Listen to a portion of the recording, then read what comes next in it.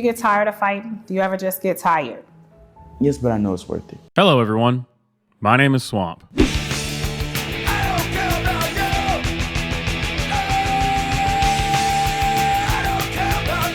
And you better believe that here on this channel, we are going to be celebrating Pride Month all month long. Because I, too, love to have pride and things that I call immutable characteristics. My eyes are green. I feel pride. Fantastic. I'm 6'1". I feel a bunch of pride for that. My hair is brown. I have a bunch of brown hair pride. My skin is white. I have... No. You're not going to get me on that one. No way. Because taking pride in things that you have zero control over, because remember, this isn't a choice, they're born this way, is stupid. I mean, it's really, really stupid. It's like Joe Biden saying that the Second Amendment did not allow you to own cannons level of stupid. And that's impressive. And I take pride in that. Anyway, back on topic. I am excited for this month to see all the ridiculous things that the White House posts on their Twitter page to try to make it so that you can't disagree with them. You can't insult them. Look at the rainbows. Happy Pride Month. Fantastic. This Pride Month, the White House is celebrating LGBTQI+ children and families. Transgender kids and their families visited to talk about what full equality means to them. I like how they consistently keep changing the letters, but never actually addressing the fact that they have done so. It's almost like addressing the fact that they've done this so many times would just be so ridiculous that they really wouldn't be able to defend it anymore. All right, let's see what the transgender kids and their families have to say about full equality. Whatever that means. I'm hoping that by the end of this, we will have figured out what that means and they will have brought up some amazing points. But I doubt it. Do you get tired? Do you get tired of fighting? Do you ever just get tired? Yes, but I know it's worth it. I know that there is a rainbow at the end of this storm. Yeah, you see, you hear the mom is just so proud. Yeah, that is deep. Well done. Man, you really... Dude, there's a rainbow at the end of this... Man. Preach, child.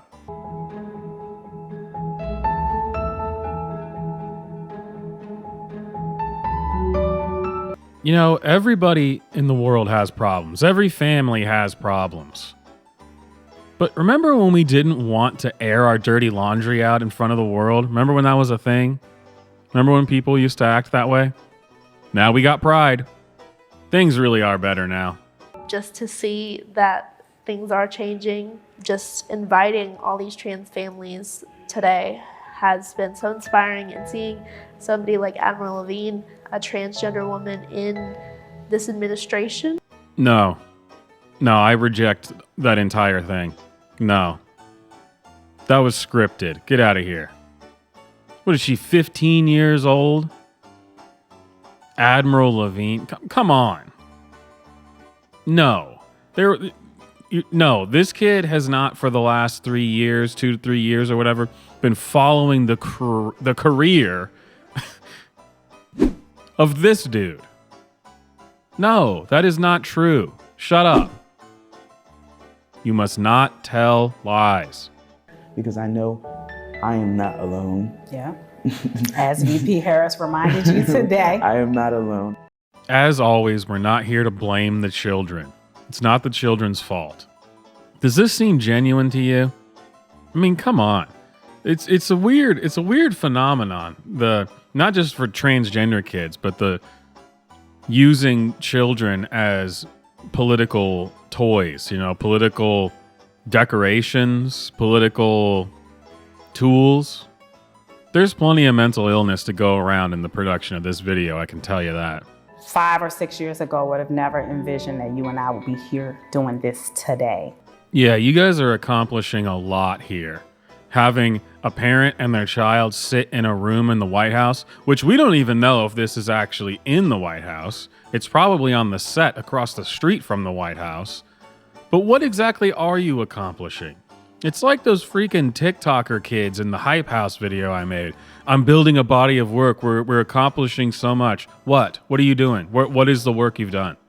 What is it? It seems more like a concept that never actually becomes anything. Well, I guess, I think, therefore I am. And so I think being here reminds us that it's bigger than us. One of the conversations that needs to be opened is how trans women, and trans women of color, of course, are the ones that are being attacked the most.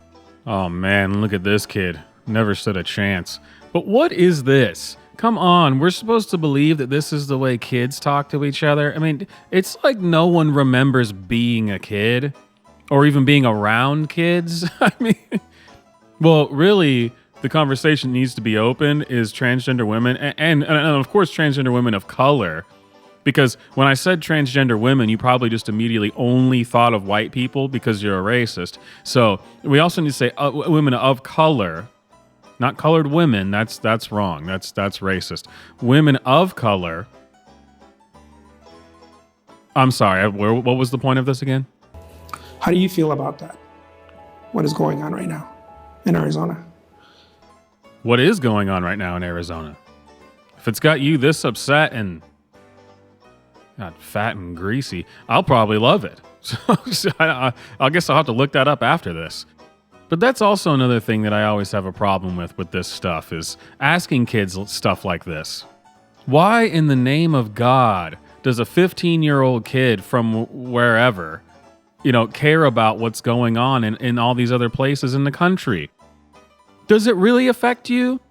If you're in California, does it really affect you to know that somewhere in Tennessee, in the woods, there's a guy with a beard who's just like, God, these people are dumbasses? Does it really affect you? I don't think it does. I don't think a kid would normally even have an opinion on that. But, whatever. Sure. Go for it.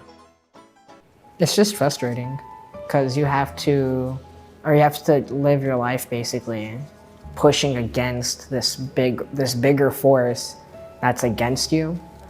Listen, kid, I'm sorry to tell you this. That's not true. This is a lie that has been pushed on you. You don't have to do that. And it really isn't even happening. So, actually, I'm happy to tell you that. I hope this makes you feel better. Just to see that things are changing, even though in Alabama it's been a hard past couple of years. If we can change one person's mind, if we can maybe bend one heart, that we're just a family. You're just my daughter. I wish they would expand on that, because we're supposed to just take their word for it. That all these horrible, horrible things are happening. But 9 times out of 10, when you press people on this and they explain what it is that is just so horrific, you go, oh, come on, man. Come on. Don't give me that shit. Laws about whether or not different trans kids can compete in sports isn't denying your existence or ruining your life. And if it's just someone who's like, there's people in the community that you live in being mean or rude or disrespectful to you, well, tough shit. You're not special. That happens to everybody every day, all the time. I don't know who told you that you deserve a problem-free life? I never heard that anywhere. But sign me up. I guess I have to transition for that. There are people who we've met today who are in danger of losing their health care. I just feel like anybody who wants to be themselves, it should not be illegal to be yourself. Okay, a few things there. You can't just say healthcare because we no longer agree on what healthcare is. So you'd have to expand on that. And then what is this thing that he's talking about? It shouldn't be illegal for people to be themselves? Oh, all right. I guess we're done. I mean, it's already not illegal to be yourself. So, hey, cool. Glad that's over. It's really an interesting thing to even suggest that somehow it's illegal for you to be yourself while literally sitting in the capital of our nation being yourself. I don't understand what's going on here. Knowing that you are such a strong human being, knowing that you are asking for dignity. Dad, you have failed. And I'm not saying, oh, because your kid's trans, that means that you failed as a parent. That would be a different segment. What I'm saying is, that's the one thing they can't take away from you, is your dignity. And yet, you're raising your child to seek it and ask for it from other people. What are you doing? And I know. We can get into a debate in the comments about dignity and what it means and the different kinds of dignity. I'm just going off of the context that he set up, okay? Jeez, I can already see the wannabe philosophy majors jumping off in the comments. Fighting for my gender affirming care over the past 5 years since I've been transitioning, and I'm so lucky to have a family that supports me, having your support. Being courageous enough to speak up for yourself and say, look, I'm important, I matter. It keeps me going and makes me want to work harder for you. Gender affirming healthcare. Well, that is just gobbledygook. That means nothing. That doesn't mean a damn thing. This is why we're never going to agree on what you should be able to get as quote unquote free healthcare. It's just, yeah, we're never going to agree on that. It's not what you are, but who you are. And I'm not the only one who's aiming to be treated like a human, because I am human. And I think that's what gives me the strength to keep pushing. All right. What does that mean? What does that mean? Who's not treating you like a human being? We don't agree on what words mean anymore. It's infuriating. Parents, teach your kids more than empty platitudes, please. Because that, literally no one said anything of substance in that video. Not once. It was just a bunch of dumb shit that you could have just Googled for inspirational LGBTQ social justice quotes. And it's just a bunch of nonsense. It's a bunch of nonsense. Oh, man. Anyway, my name is Swamp. Like the video, hit subscribe, hit the bell for notifications, share it if you want to piss some people off. Comment and let me know that I shouldn't question their lived experiences. I mean, it's really astounding to see a cartoon on the internet act like such a goofball. I'll see you guys next time.